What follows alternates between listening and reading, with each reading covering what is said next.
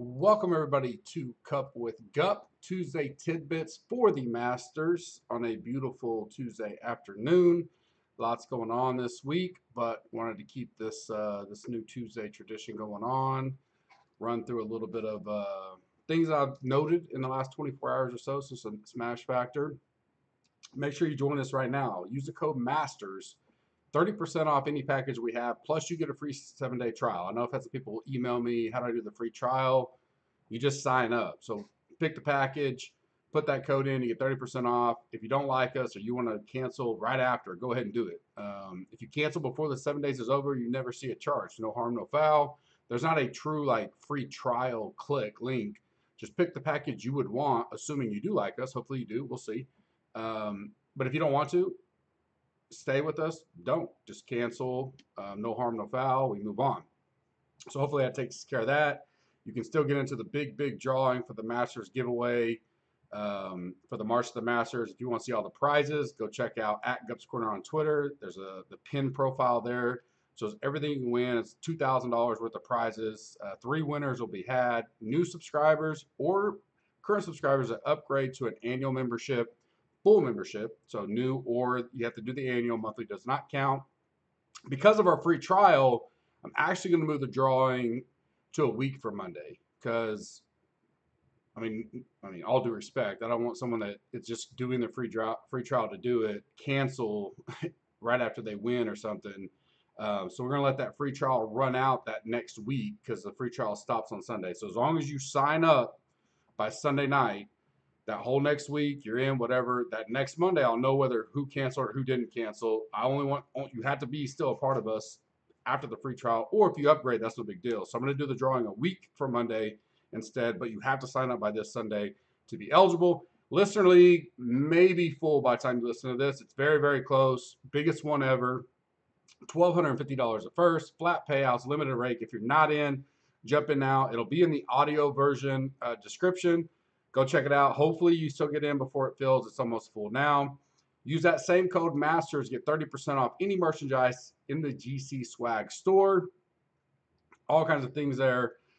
Discounted as well. Go check it out. Support us. Most of that stuff is just helps support the brand. It really doesn't like make us any money. We're not really upcharging a lot of it. HP3 deal. All items you buy for HP3, even if it's a free item that you get, we will give all the money back to the HP3 Foundation once we sell everything out this year. We're close to it. It's actually our lowest inventory right now, so I can't wait to sell it out. We'll present that check to Harold and his team of all the profits. We're not keeping any of the profits there, so I'll go over there. YouTube comment winners. $50 GC swag money, Matt H. and Brad Healy. $50 DFS money, Hillboy83. Master swag items. You're gonna get. I'm gonna have a list of stuff over here. I got a picture. I'll just put it on Twitter. So you'll get to pick an item or two from there, plus a GC combo pack will go with it. It's Scott Sinclair, so you win that. Tomorrow will be even bigger and better. How you get in? There's only one way. iTunes, rate and review us. Go real quick, rate and review us. If you've already done it, do it again. Make sure you're in there for sure. I pull all those. I keep them all stored. And I will pick out more winners, more money, more items on tomorrow's movers and shakers. So if you haven't got in quite yet, go do that right now. We're climbing the charts. That really helps us out. We want to get back to you guys for doing that. Appreciate it. Let's get straight to the tidbits. Again, this is going to be a weekly 10-minute at most pod. Even when football season come around, it'll be the same kind of format. I'll just do golf and football at that time. I may pull in some college football stuff from Bobby and continue to build it as we go along. You know, so we're starting to get that schedule in where Monday will kind of be smash factor, Tuesday tidbits, Wednesday's movers and shakers, Thursday will be the coin flip, you know, so we go on and on till we almost have content every single day for you guys. Tidbits for me quickly would be kind of who's trending upwards on ownership for sure. I think Corey Connors, we're all pretty familiar there. He's going to be top 3 highest owned. We could probably almost lock that in. Paul Casey. Although I don't think as chalky as what I assumed maybe as of Sunday, I think he's going to be top 5 in that range. I think JT, I'm fairly confident. No, I am confident. I think he will be the highest owned in the 10K range. So, not that means we have to get off him or on him. That'll be more as we get into the deep dive today, movers and shakers pod tomorrow, and then obviously E9s where it all comes together. That's premium member content only. No reason not to check that out with me and Kenny Kim tomorrow because you can do it for free. Just sign up, literally cancel right afterwards if you truly want to. I shouldn't even be saying that, but we want everybody to come check it out. Like that Slack tomorrow night plus E9 will be the best in the industry you've seen or been around. So come check us out. Spieth, we know is going to be super chalky. We think, right? You saw my tweet the other day. Like, I get confused because everybody goes, "Well, he's going to be super chalky, so I'm not on him." And that's the hardest part for someone like me that does ownership.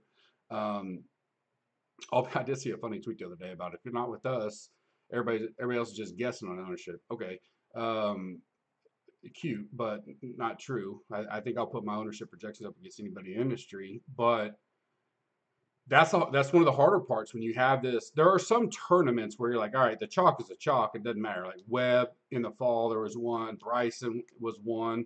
Even DJ at the Masters, we knew he was going to be the highest owned. We just didn't know to what level. Um, I don't know if Spieth will be the highest owned. It's just always because of the way his pricing is. You're getting a pretty good discount, great course history, great form coming in.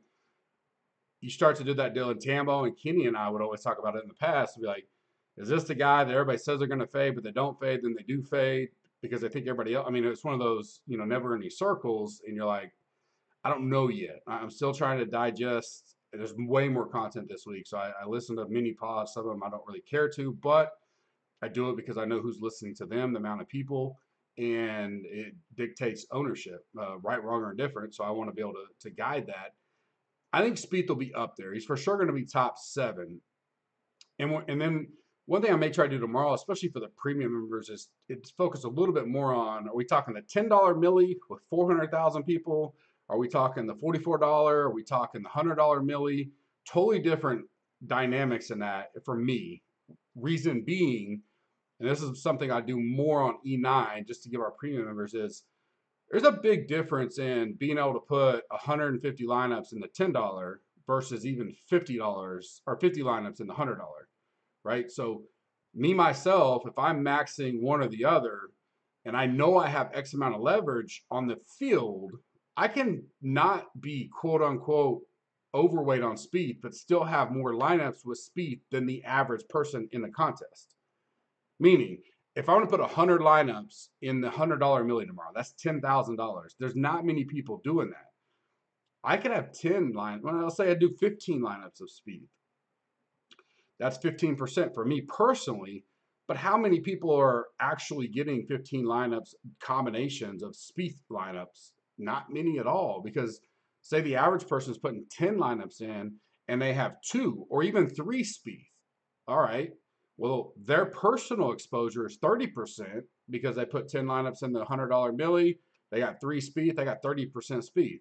Well, he's got a fifth of me, and I got 15% Spieth. And that's something that I've really honed in on lately that people don't really comprehend. They just look at the percentage, ownership percentage as a whole, as a macro, and that you really can't do that. We really got to dive in and be like, what is your exposure into that said contest versus everybody else? Big difference.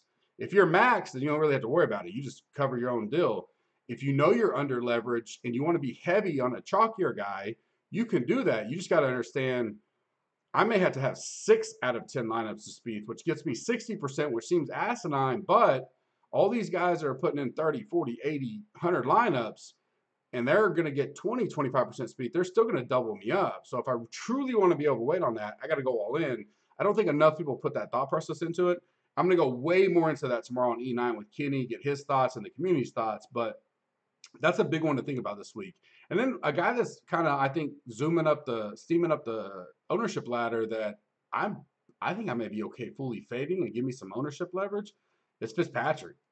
I've heard him a lot more than I thought I would. He's high in my rankings, or high-ish. He's about where he should be, honestly. I got him 25th. He's priced 8,100, coming off a 9th and a 10th. I talked about him the other day. 5 straight cuts here. Ironically, he's one of the few guys that has gotten worse and worse every time, almost. One exception. So a 7th, a 32nd, a 38th. You didn't get a 21st in 2019, then a 46. So almost worse all 5 years. If he's going to get steamed up to one of the top 7 owned, that's an easy spot for me to fade and just hope he doesn't go off that week. But I'd rather do that. I'd rather play a Spieth, who I'm confident in, chalky, quote unquote, and take my chances on a Fitzpatrick, who I like. But if we're going to steam him up, no, thank you. More to come on that tomorrow. But I do think that's the guy to keep our eye on. Some guys I think that are low owned or sleepers so far. Molinari, I think he'll be 8 to 10% probably.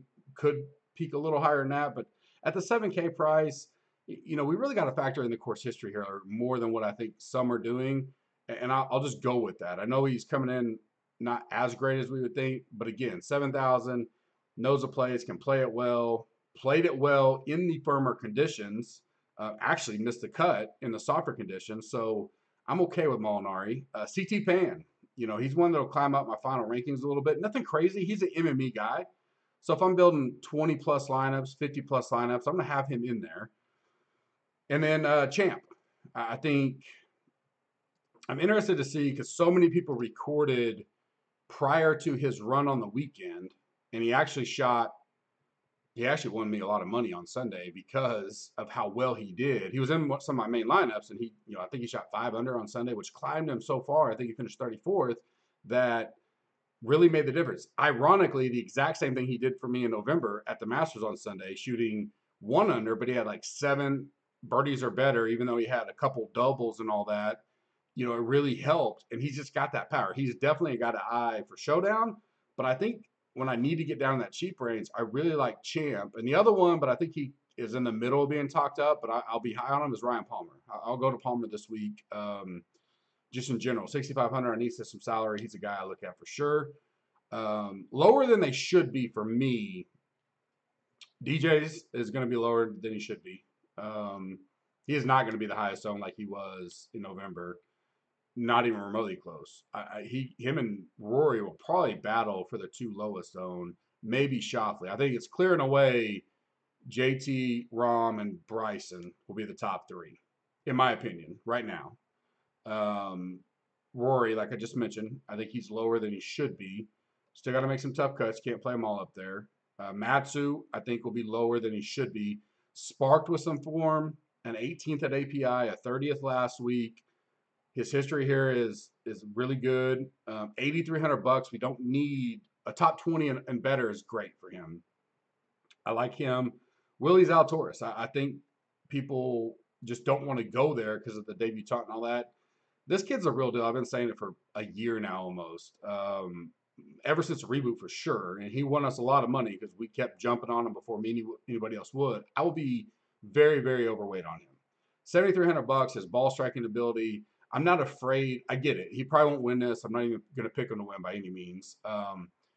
He'll probably, maybe even flirt with missing the cut. I mean, he kind of just grinds around. Then all of a sudden you wake up Sunday, old school Matsu, and he's backdoor in the top 20, flirting with the top 10, and so at that price, I really like him a lot this week. I think he'll be lower than he should be. And then Bubba, I'm a course history type deal again. I think this course will play a lot closer than that true firm fast we're used to. I'll go to Bubba, and especially if we're going to get a sub 10%, sub 12% type on him, $7,800. I know he's not coming in here with anything great, form or anything, but can't ignore the history and what he can do here. And I certainly don't mind going to a low on Bubba. Weather for me, showers potential Thursday and Sunday evening. It's kind of moving all over the place right now. Currently nothing enough for me to go, I want to stack this tee time or these waves. Remember, there's only 90 guys here, so the splits aren't too crazy on the tee times, but something to just keep our eye on as we get approach closer to tomorrow night, especially for E9, but nothing I'm all in on, well, we got to go all in on AM or PM. Nothing like that. Just something to keep your eye on. For me right now, I think it sets up, I'm just talking recent form, especially where we have data, real close to 2018 when Bucks and I was there. And that year we had Reed winning it, Fowler one off, shot 5 under that day. Spieth shot 8 under that day to climb to 3rd. Rahm was 4th, Bubba 5th, Rory 5th, Cam Smith 5th, Leishman 9th, DJ 10th, Finau 10th, Usti 12th, Charlie Hoffman, wish he was here, 12th, Rose 12th, Casey 15th, Fleetwood 17th, JT 17th, Matsu 19th, Molinari 20th, Day 20th, Webb 20th, Siwoo Kim 24th are notables there from that field. Doesn't mean the end all be all, but that's the one as I look through everything that I think is the closest to it. So much more to dive into today. Listen to some more pods, some more interviews. I really, the pods are one thing that I really am. I mean, as much coverage as we get from the live TV stuff, that means just as much to me because I like listening to the pressers. The conferences are longer than usual. We have more coverage than that. That dictates more to me as far as getting us prepared to play. We still have the ownership factor, but this thing's gonna be so spread out and tight in ownership. It's just not the end all be all this week. There are spots where we want to take some leverage, but for the most part, I want to play the best guys I think will be there on Sunday inside the top 10, 15, 20, and get as many of those as I can. So looking forward to it. Make sure you sign up. Masters, 30% off, free trial. Come check us out. Chance to win over $2,000 worth of prizes we're going to give away. Go check it out at GUPS Corner on Twitter to see all the prizes. Thank you guys. Have a blessed day.